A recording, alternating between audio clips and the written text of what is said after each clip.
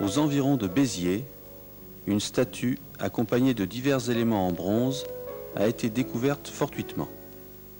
Cette statue, d'époque romaine, n'est pas encore exactement datée.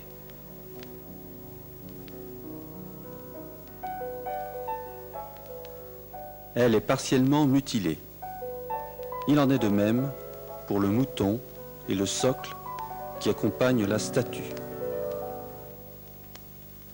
L'ensemble est fortement corrodé et couvert de concrétions. Des plages de chlorure de cuivre apparaissent en divers endroits. Pour assurer la sauvegarde de la statue, le musée archéologique de Béziers l'a confiée au laboratoire de conservation et restauration du Centre de recherche archéologique à Draguignan.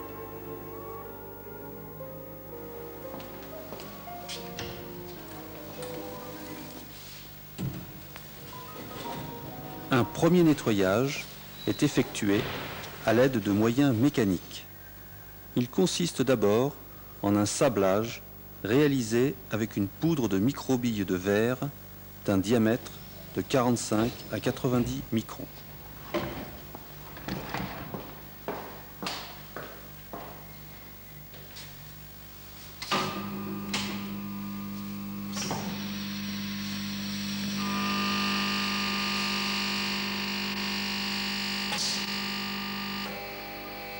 Cette poudre, projetée par de l'air comprimé, décape légèrement la surface corrodée.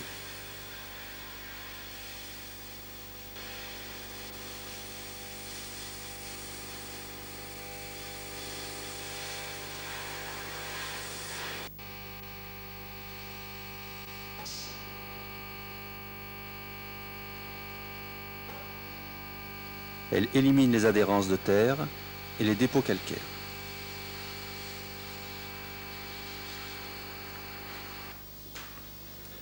Des détails apparaissent alors, notamment une peau de félin dont la statue est drapée.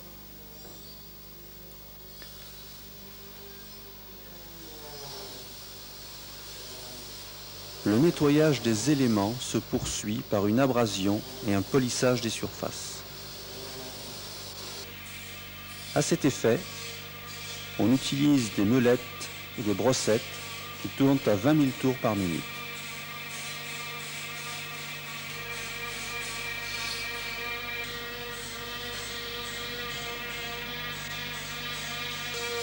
Leur action permet d'éliminer les boursouflures dues à la corrosion.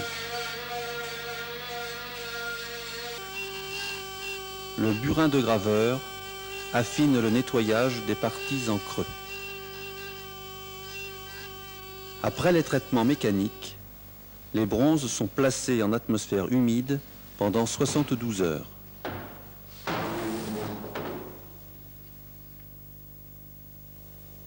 Les chlorures emprisonnées dans le métal sont alors réactivées et apparaissent en surface sous forme de petites protubérances vertes.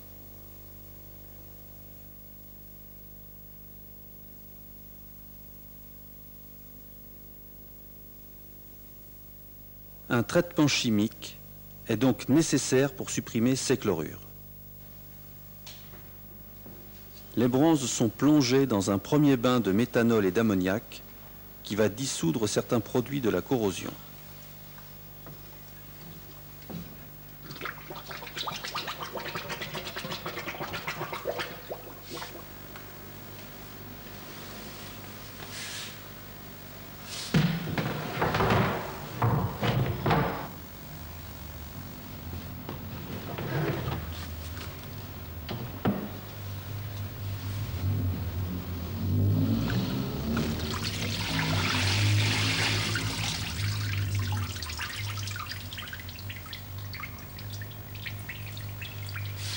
Une heure après, les objets sont sortis du bain pour être immergés dans une solution oxydante qui neutralise les chlorures.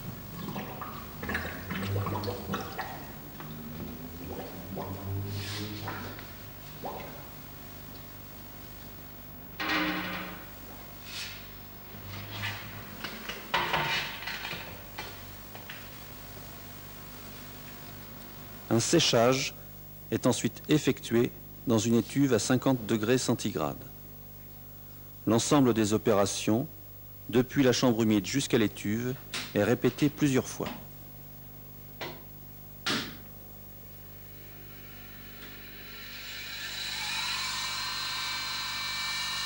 Il faut maintenant protéger le bronze contre les futures agressions de l'environnement. Pour cela, après un bain inhibiteur de corrosion, on pratique une imprégnation sous vide avec une solution d'un acétate de polyvinyle.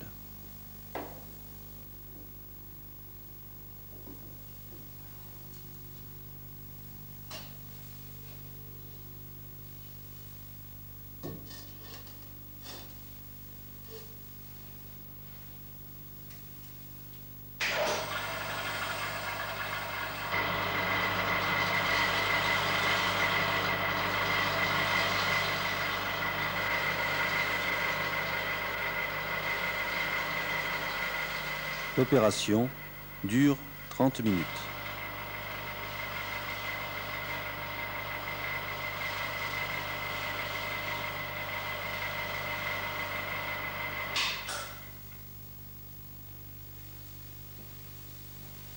Les éléments de grande dimension sont imprégnés dans une enceinte à vide plus importante.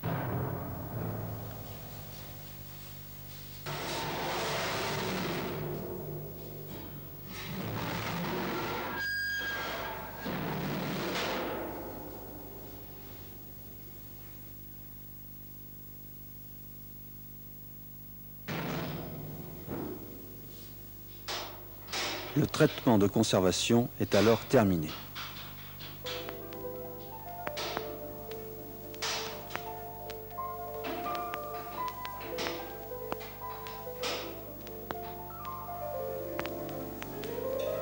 La restauration proprement dite commence. Le bras cassé est remis en place avec une colle. Les lacunes, dues à la fracture, sont bouchées avec une résine polyester.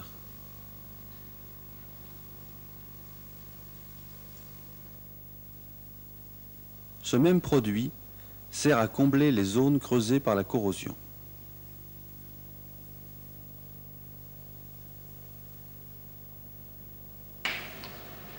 Le surplus est éliminé à l'aide d'un chiffon imbibé d'éthanol.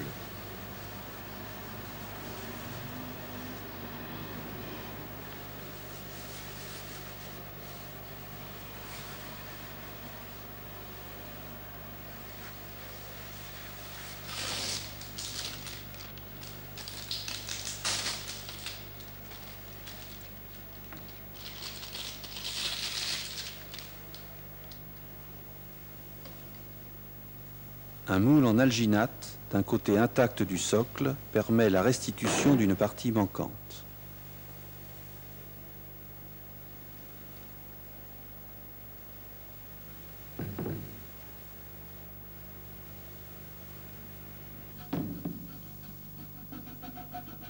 Les excédents de résine sont limés puis polis au touret.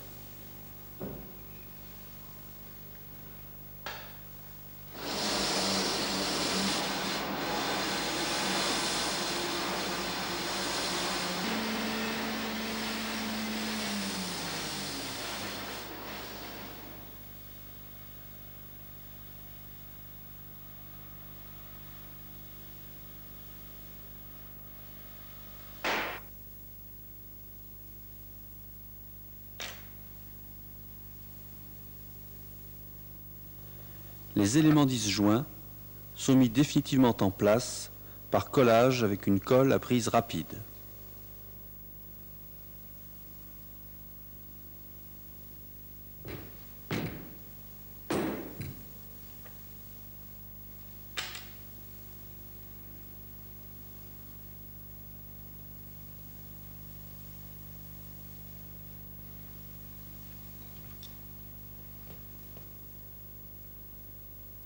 Enfin, pour donner un aspect homogène à l'ensemble, les parties restaurées sont colorées avec une peinture à l'huile.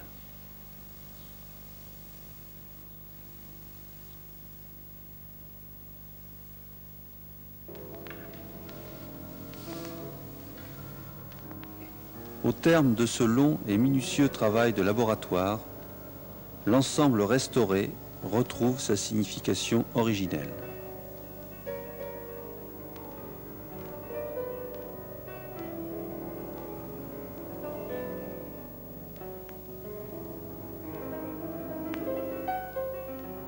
La position des bras du personnage et la posture du mouton indiquent que celui-ci est porté sur les épaules, à l'instar des Hermès criophores dont de nombreuses figurations sont connues.